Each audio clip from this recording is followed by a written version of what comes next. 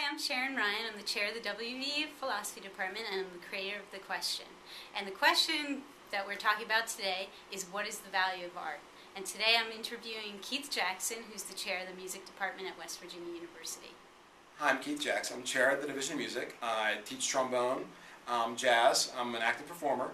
And I get to share my thoughts on music and what music means to the rest of the world. Keith is a musician. We're going to focus today on the value of music as opposed to the bigger question of the value of art. And Keith, obviously music has entertainment value, but is that really all there is to the value of music? I would say no, and a lot of it deals with intent. So, great art music can be entertaining, but that should not be the primary intent. So the biggest thing about art music, or music in general, should be to communicate something. But it isn't always entertaining because it might challenge you, it might offend you, and that's okay. And the artist should have the intent of communicating more than the intent of selling. If somebody's primary focus is to sell, that's not about art. That's as entertainment and as commerce. So in my mind, music at the highest level is a lot more than just entertaining. Well, you just mentioned that some music is better than others, and so I wonder, do you think there's anything real that makes some music better than others? And if so, what is it? Or is it just a matter of personal taste? Do you just have highbrow taste and some people have lowbrow taste and everyone's right? Or is there really something that makes some music better than others? Yeah, I think with that, within every style of music, you can still say there's better and worse. Now it gets tricky as far as what makes it better or worse. But whether it's popular music or classical music or jazz or world music, there are different levels of the quality. And I think some of it deals with, again, what's the primary motivator? Is the primary motivator to sell or to touch people? I think staying power has a lot to do with, is one way of evaluating quality. There are some things we can think of from the 70s, whether they're pop music or classical, that have disappeared. Or you hear it and you think, well, I haven't heard that for a long time and I don't care. Other things you remember, you recognize, and that staying power normally goes that it factor of what makes something better. And I hate to use something like the it factor, but that's what it is, because we can't put our finger on everything. Is craftsmanship important? Yes. Is quality of performance important? Yes. So something that's more in tune is better. If something is rhythmically more engaging, or if it's designed to make you dance and it does that well, it's better. But so within each category, I think there's a hierarchy of good and bad. Personally, I can't say there's highbrow is better than lowbrow, or classical is better than jazz, or hip hop is better than fiddle music. I don't buy into that. Some people do. There are some people who say, it is Mozart, it is Mahler, everything else is secondary. I just don't buy into that. I think with each style of music, there's good and not so good. And yeah, I guess bad too. And for me, I think it comes back to, again, intent and motivation. If your intent is primarily about sales, chances are it's not going to last that long. That's just one person's Not all forms of art are appreciated by everybody. Not everyone likes poetry, not everyone likes painting. But it seems that everybody, or nearly everybody, really loves some type of music. Why do you think it is that music has such universal appeal? It's funny, I think part of that's because we're introduced to it at a really early age. And in some form, music doesn't need an introduction. It does maybe if you're going, again, for a different style. So if it's your first time listening to an opera, maybe you need a little bit of information to help appreciate it. But whether it be nursery rhymes, and they're in nursery rhymes, lullabies, and they're in every culture. You're introduced to music in some way, a lot of religious ceremonies. So that's one.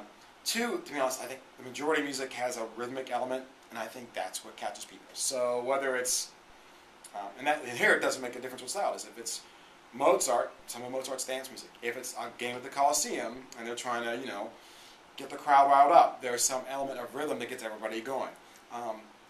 And also, I think most of us, at least I know I do, we have some music will connect to a memory. So if you hear, again, I'll go to pop music for a second, and you hear something from your freshman year in college and you go back that time, there's a very strong connection there. You're like, oh, I remember when that came out, and you talk about that for a while. Or if it's the first time you have a grand experience. Maybe it is the first time you've gone to an opera and you get that whole sensation of what's going on. It's a real strong memory. So I think that's why, because it's associated with something. Even though we might not understand what's going on, we associate with something else. We can hum, badly or well, we can hum along. And that whole rhythmic and dance element, I mean, I think that's a lot of it. I mean, just, if you watch somebody going down the street, they've got something in there. I like to think the majority of people aren't listening to talk radio, they're listening to music. I might be a dreamer. So. How important do you think art is to a good society? And do you think the government should be supporting the arts? Well, that's a big one. One, as far as how important art is to society, it's one of those things you can't put your finger on, but it's huge. And that doesn't mean just how important is it to have artists producing art. How important is it for members of society to, I'll use the word appreciate art, or even understand the process, and have some kind of, whether it be music, dance, theater, the visual arts, some understanding of how those things occur to appreciate them more. We all understand athletics because we've all done something. I mean, everybody's bounced the ball or run a race. So we understand, we see the best what they're doing because we, at some level, can relate to that. I think as a society, we all need to do the same thing with arts, and then we can understand what's going into the creation of great art. The other thing, as far as whether the government should be involved, I would say yes, because since it's an easy thing to lop off a budget, it's like, well, if you knock off the trombone player, I'm a trombone player, I can say that. If you knock off the trombone player, will anybody die? Well, to be perfectly honest, if I'm not teaching that, nobody's going to die right now. Will the quality of life be influenced? I hope so. I'm biased, but I hope so. Because you'll lose that certain something we were trying to describe earlier. Is it good or bad? Or why does it touch everybody? If you don't have that ability to generate the art for people to appreciate, you're going to lose the top. And as you lose the top, it keeps getting dumb and dumber and dumber and dumber. And I could get political here and talk about television. Not that that's about art, it's about entertainment. But you can look at the quality of TV because it's cheaper to do a reality show than it is to write a script and to have actors. So as you lose that quality, you're just dumbing down society. And a society that doesn't understand that it's just been dumbed down is dangerous. I mean, you can have a dumb society, but I think it's dangerous. So I don't know if I actually answered that question, but the appreciation and understanding of quality. We always deal with black and white. Well, it's not all about black and white. There's all these colors, and quality fits in there. And appreciation of quality has a large value. So on that respect alone, we need the arts, and they affect the quality of life. Again, as an artist, I'm biased. I think, too, that those who've experienced the arts, again, as performers or in the audience or being part of the process, their lives are richer for it. There's a great, I'm going to make a plug. Last night I got home in a bad mood, and my wife basically kidnapped me to make me watch TV because this movie was on, Young at Heart.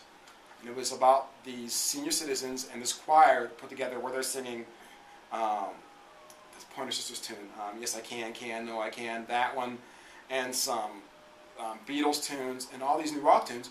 And the quality of life for these folks was better because they were participating in the making of art.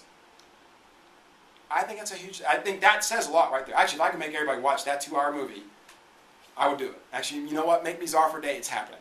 Okay, so that's part of my answer there.